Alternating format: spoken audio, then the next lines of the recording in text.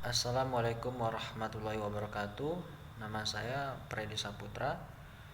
Saya dari Fakultas Teknik, Prodi Teknik Industri.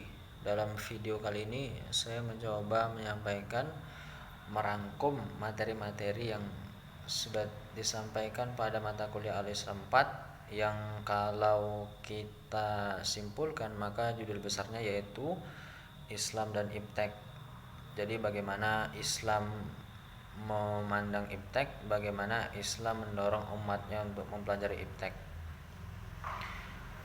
Pertama-tama kita harus mampu membedakan dalil nakli dan dalil akli. Yang keduanya mengarah pada bidang yang berbeda namun sebenarnya memiliki keterhubungan seperti itu. Kalau kita berbicara tentang hal-hal yang bersifat ketuhanan, maka kita berbicara tentang sesuatu harapan besar yang diharapkan akan datang di masa yang akan datang. Sedangkan kalau kita berbicara hal-hal materi, maka kita berbicara sesuatu yang ada di alam semesta ini yang dapat diindra oleh indera yang kita miliki. Lalu muncul pertanyaan, apakah agama Islam itu gagal dalam mendidik umatnya untuk selalu berinovasi mempelajari fenomena-fenomena alam? Saya rasa tidak ya, karena memang ada beberapa negara yang mayoritas penduduknya agama Islam itu mengalami kemerosotan dari segi ekonomi dan juga teknologi. Tapi di sisi lain juga ada negara-negara Islam yang memiliki kemajuan di segi teknologi, ekonomi, seperti negara Qatar, Arab Saudi, Iran. Itu kan negara-negara yang bisa dibilang mampu dari segi ekonomi. Mereka negara-negara yang memiliki produksi minyak terbesar ya. Artinya kepercayaan yang dianut tidak menyebabkan kemerosotan.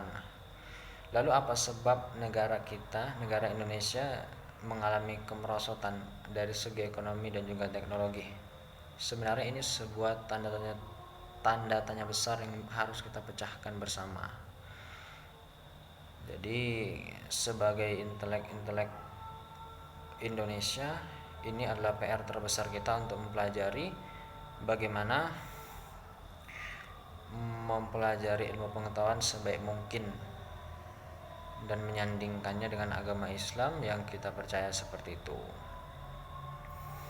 Sekarang misalnya kalau kita lihat dari segi histori, sebenarnya umat Islam ini cukup mumpuni dari segi ilmu pengetahuan.